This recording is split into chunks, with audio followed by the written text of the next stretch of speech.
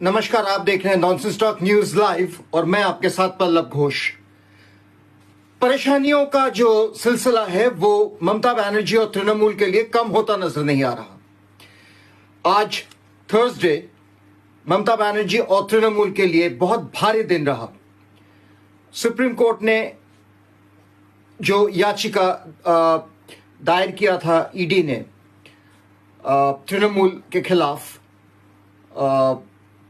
जनवरी 8 को, जो रेड के दौरान ममता बनर्जी प्रतीक जैन यानी जो आईपैक के मालिक हैं या केयरटेकर हैं उनके घर जाकर वहाँ से दस्तावेज लेकर वहाँ से निकल जाना और उसके बाद आईपैक दफ्तर जो कि Godrej riverside sector 5 salt lake Kolkata में स्थित है, वहां वो लावो लश्कर लेके जाती हैं।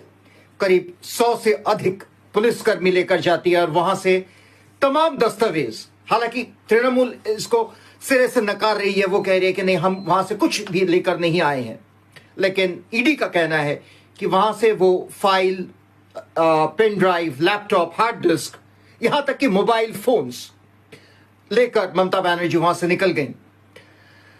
जाहिर सी बात है, इसके बाद ईडी ने केस फाइल किया था। मैं इससे पहले भी आप लोगों से साझा कर चुका हूं ये सारे डिटेल्स। एक बार जस्ट जिसको कहते हैं जॉग योर मेमोरी। तो इसके बाद ईडी ने केस फाइल किया उसी दिन 8 जनवरी को कि हमें काम नहीं करने दिया गया। हम इससे पहले काम ठीक ठाक कर रहे थे, लेकिन जैसे ही ममता बनर्जी एंटर हुई, काम में बाधा तैयार किया गया, काम में एक तरह से रुकावट, खलल डाला गया, जानबूझ के डाला गया, हमें काम नहीं करने दिया गया। और जैसा कि मैंने कहा था कि किसी भी सरकारी काम में दखल अंदाजी, चाहे वो सरकार का ही आदमी क्यों ना हो, सरकार का ही कोई महकमे का क्यों ना हो, ये एक बहुत बड़ा क्राइम माना जाता है। वो हुआ भी वही।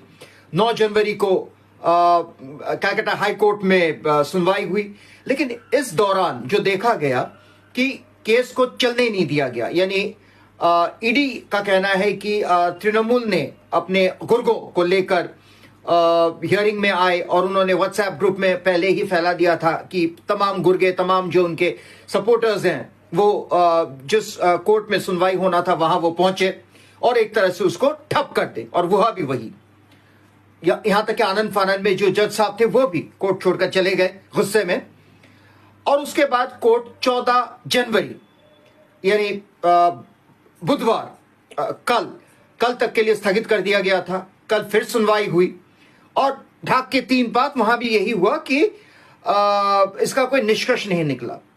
तो आनंद फानंद में जो ईडी एनफोर्समेंट डायरेक्टोरेट है, वो उन्होंने तय किया कि they will move supreme court, और सुप्रीम कोर्ट में पिटीशन दायर किया गया इस मामले को लेकर। तो आज इस पर बड़ी सुनवाई हुई, करीब 9 बजे से दोपहर तक चलती रही। इस पर बहुत सारे मुद्दे सामने आए, बहुत सारी बातें कोर्ट ने स्पष्ट कर दिया।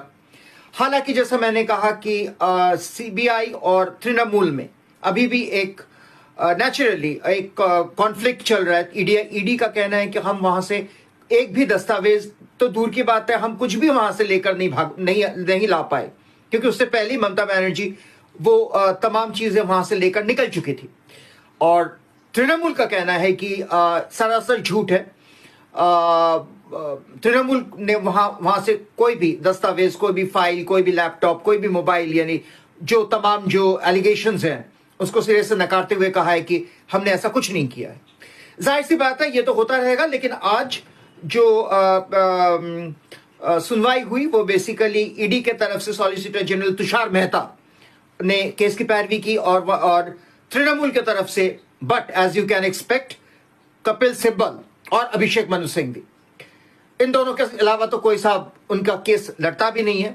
तो इन लोगों ने केस की पैरवी की और जबरदस्त झटका मिला उनको सुप्रीम कोर्ट की तरफ से। सुप्रीम कोर्ट ने उनको साफ समझा दिया कि आप जो कह रहे हैं वो गलत है और एनफोर्समेंट डायरेक्टोरेट के काम में खलल दिया गया है, तो इसका उसको एक्सप्लेनेशन देना पड़ेगा तृणमूल को, ममता बनर्जी को, कि ऐसा क्यों किया गया।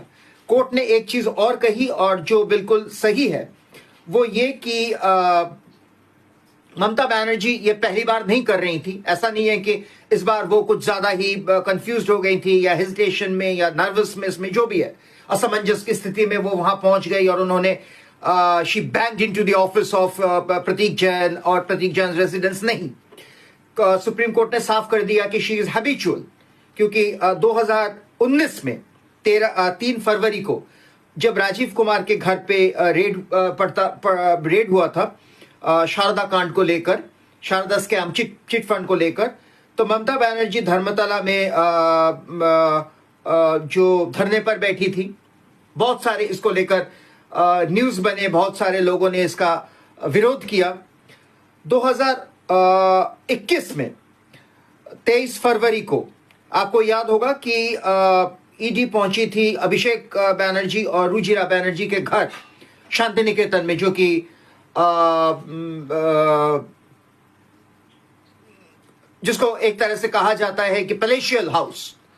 तो वहां ईडी रेड के लिए पहुंच रही थी, लेकिन रेड से काफी पहले सुबह ममता बनर्जी इनके घर पहुंची और वहां भी देखा गया कि वो एक फाइल लेकर वहां से निकल गई। उसके बाद फिर से यही चीज ममता बनर्जी ने दोहराया 2021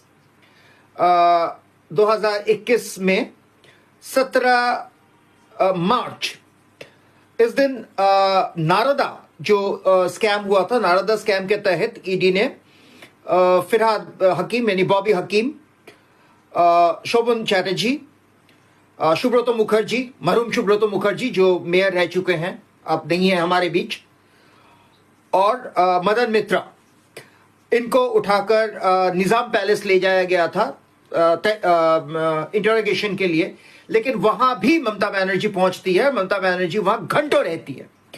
तो एक तरह से आज सुप्रीम कोर्ट ने जो कहा, यह ममता बनर्जी का स्टाइल रहा है टू इन्फ्लुएंस दी प्रोसीडिंग्स, या तो डराकर धमकाकर या इन्फ्लुएंस करने की कोशिश करती है, तो यह बर्दाश्त नहीं किया जाएगा।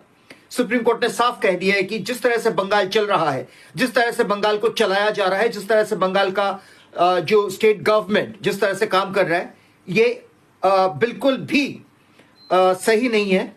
और इस तरह की जो गीदड़ धमकियां जो दी जाती है, या बात बात में कोई भी अगर एलिगेशन सामने आता है, ईडी जाता है या कोई भी एजेंसी अपने काम के लिए जाती है, तो उसको जिस तरह से धमकाया जाता है, उस पर अटैक किया जाता है, यह बर्दाश्त नहीं किया जाएगा। अब इस पे कार्रवाई होगी। तो ये भी अटकलें लगाई जा रही है आज फिर से। क्या अब जो केंद्र सरकार है, हालांकि इलेक्शन को बस अब 2-3 महीने ही रह गए, लेकिन क्या फिर भी क्या केंद्र सरकार प्रेसिडेंट्स रूल यानी राष्ट्रपति शासन लगाने की सोच रही है? अब लोगों का मतलब अगर आप सोशल मीडिया भी खंगालें तो आप देखेंगे कि बहुत सारे लोग कह रहे हैं कि बिल्कुल लगा दीजिए राष्ट्रपति शासन, हम त्राही त्राही कर रहे हैं दीदी के राज में, हमने गलती की थी दीदी को सत्ता में काबिज करके। और यही चीज मैंने भी साफ प्रत्यक्ष किया है।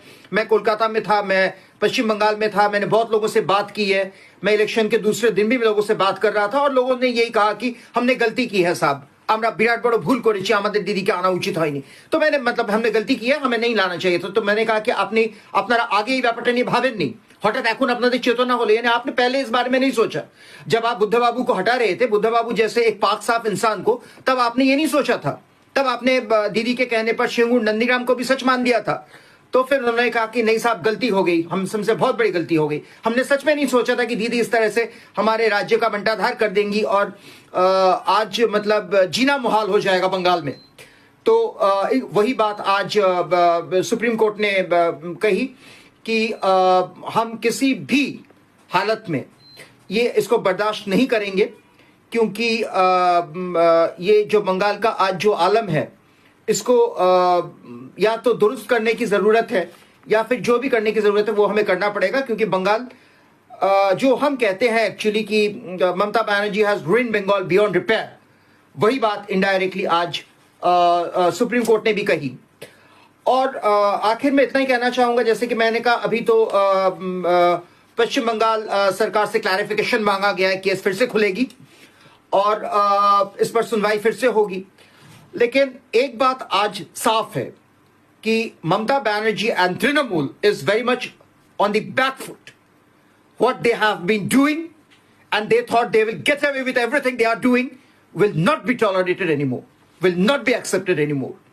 So I don't know what is going to happen in these elections, but this thing is very clear. The way Mamata Banerjee and Trinamool is running West Bengal, the way Mamata Banerjee and Trinamool is taking West Bengal, which has actually taken beyond repairs in everything. Women's safety, education, health and governance. And ये जो मामला है, ये जो प्रतीक जैन के घर पे पहुंच के जो इन्फ्लुएंस करने की कोशिश करती है ममता बनर्जी, ये और भी संगीन हो जाता है क्योंकि ममता बनर्जी होम मिनिस्ट्री भी संभालती है, यानी पुलिस मिनिस्टर भी ममता बनर्जी ही है। तो जाहिर सी बात है आज जो सुनवाई हुई उसमें सुप्रीम कोर्ट ने 3 लोगों के खिलाफ एफआईआर की बात कही है। एक है डीजीपी राजीव कुमार, दूसरे हैं कोलकाता के पुलिस कमिश्नर मनोज वर्मा और तीसरे हैं तृणमूल। इनके खिलाफ कार्रवाई क्यों ना किया जाए यह पूछा गया है। देखते रहिए नॉनसेंस टॉक न्यूज में आपके साथ पल्लव घोष। बंगाल पे खबरें और भी आगे आने वाले दिन और भी इंटरेस्टिंग होते रहेंगे। इलेक्शंस हैं कुछ ही महीनों में, जाहिर सी बात इंटरेस्टिंग तो होगी। देखते रहिए।